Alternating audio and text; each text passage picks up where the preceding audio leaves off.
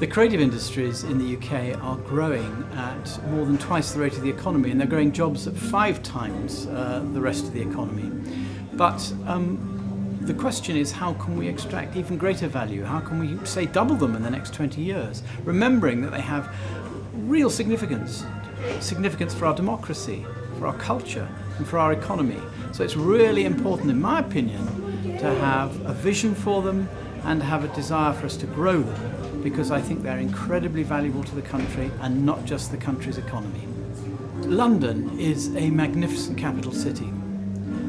The problem is not the size of London. The problem Britain has is that so many of its secondary cities are too small.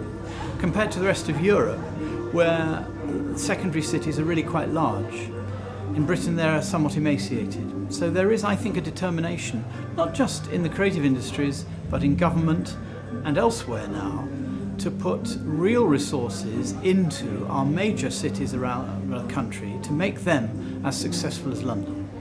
Investment in ideas, investment in small creative companies is a tricky subject. It's much better than it was 20 years ago. There's crowdsourcing.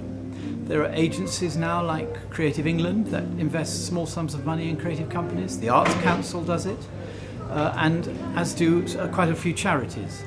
There are new forms of loan rather than equity investment.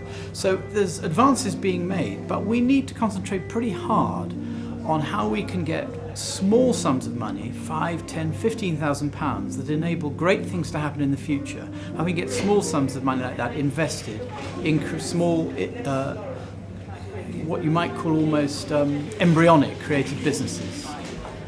I've really enjoyed this exhibition. I actually am happy that I'm standing where I am, because there's this wonderful collection of photographs of meters. And when you look at them, you realise that we're all really being measured and tabulated the whole time. And these meters tell us how much money we're paying for our energy, but they also seem to have a significance about how much energy we expend.